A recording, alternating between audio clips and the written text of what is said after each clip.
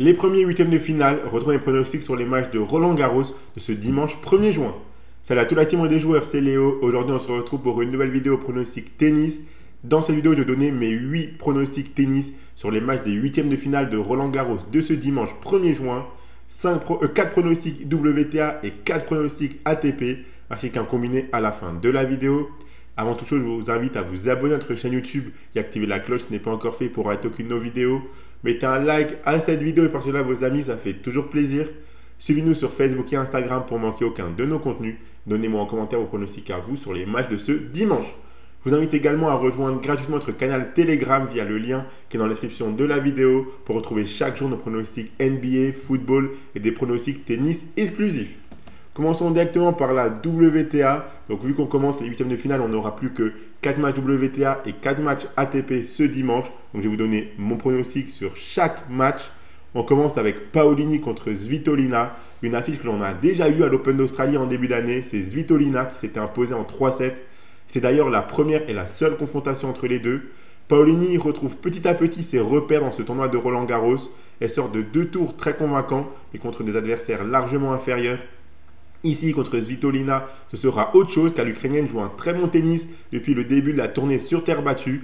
Je trouvais son match précédent contre Pera excellent car l'adversité était au rendez-vous et Svitolina a montré qu'elle pouvait frapper fort pour réaliser énormément de coups gagnants, mais également bien défendre et trouver des belles zones.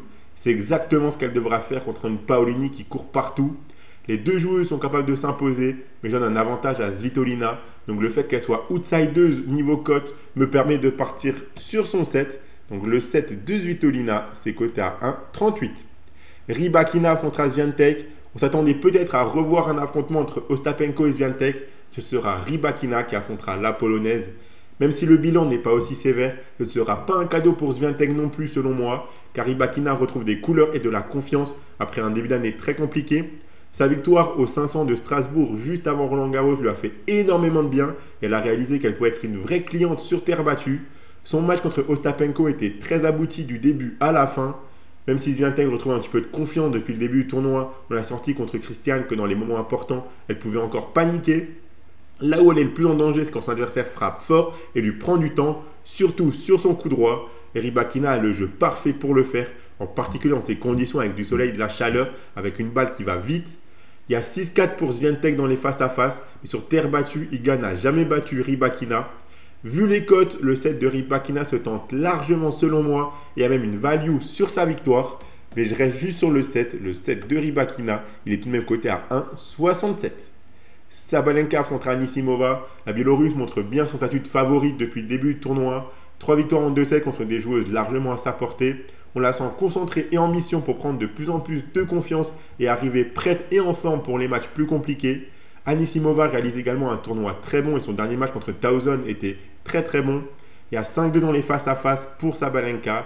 Anisimova est une joueuse qui pose énormément de problèmes à Sabalenka car elle a cette capacité à encaisser sa puissance et à frapper également très fort. Mais dans les dynamiques actuelles, je donne tout de même un net avantage à Sabalenka que je vois gagner en 2-7, potentiellement accroché. Donc la victoire de Sabalenka 2-7-0, c'est coté à 1,48.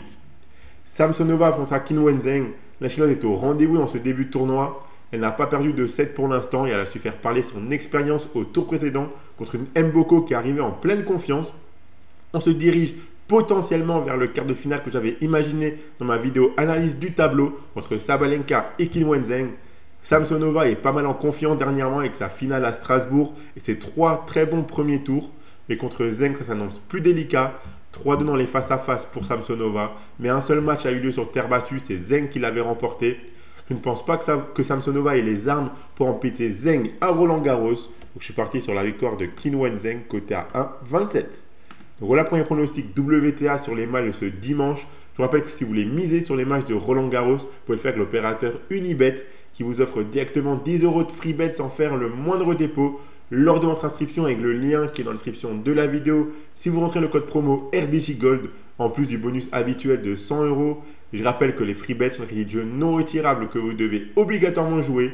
Et attention, les paris sportifs et les jeux d'argent sont interdits aux mineurs, doivent rester un plaisir et un loisir, donc faites attention à ce que vous jouez.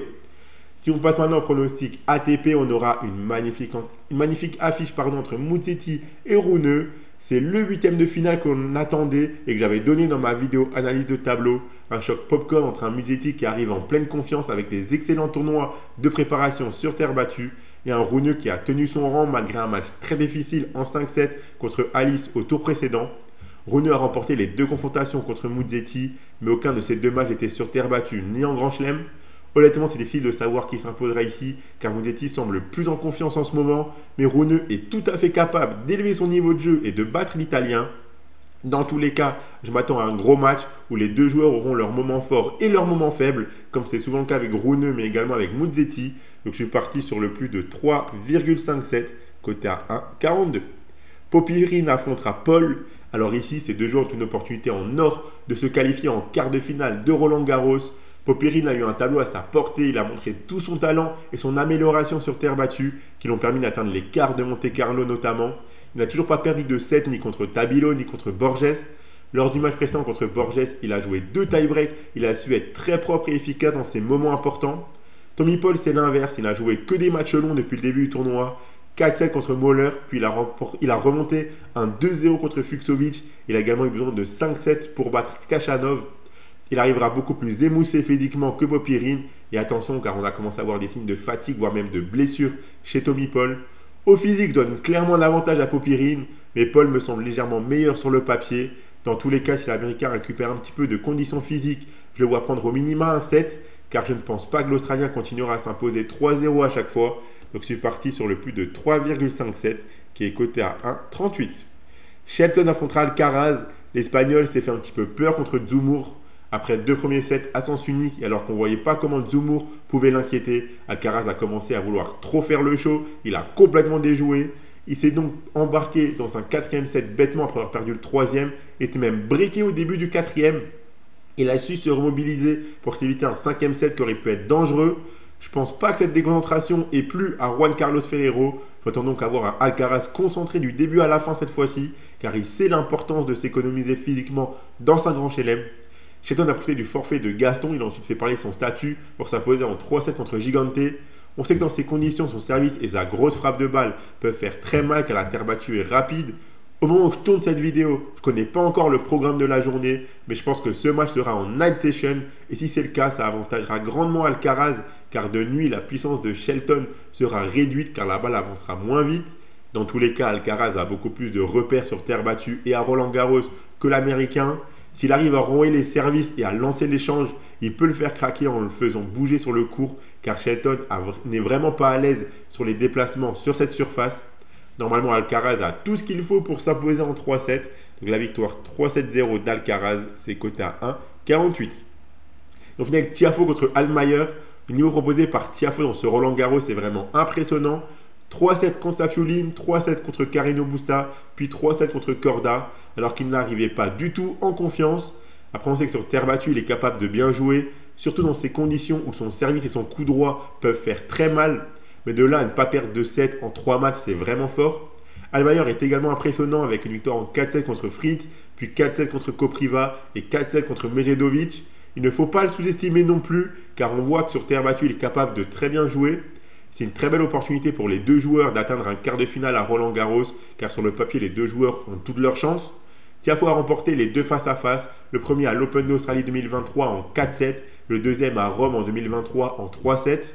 Même si Altmaier peut prendre son set, je pars sur la victoire de Tiafoe qui m'a plus impressionné depuis le début du tournoi. Donc la victoire de Frances Tiafoe, c'est coté à 1,35. Donc voilà pour mes pronostics sur les 8e de finale de Roland Garros de ce dimanche. Le combiné que je propose, c'est le suivant. Si vous combinez le set d'Elina Svitolina avec le plus de 3,57 entre Musetti et Rune et la victoire de Tiafoe, ça vous fait un combiné coté à 2,65. Si vous misez vos 100 € d'Unibet dessus, le combiné passe, vous emporterez 265 €.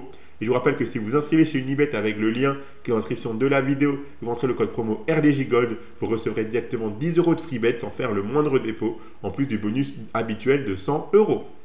Abonnez-vous à notre chaîne YouTube et activez la cloche si ce n'est pas encore fait pour rater aucune de nos vidéos. Mettez un like à cette vidéo, partagez-la à vos amis, ça fait toujours plaisir. Suivez-nous sur Facebook et Instagram pour rater aucun de nos contenus. Donnez-moi en commentaire vos pronostics à vous sur les matchs de ce dimanche. Je vous invite également à rejoindre gratuitement notre canal Telegram via le lien qui est dans la description de la vidéo pour retrouver tous les jours nos pronostics football, NBA et des pronostics tennis exclusifs. Je vous souhaite à toutes et à tous de très bons matchs et je vous dis à la prochaine.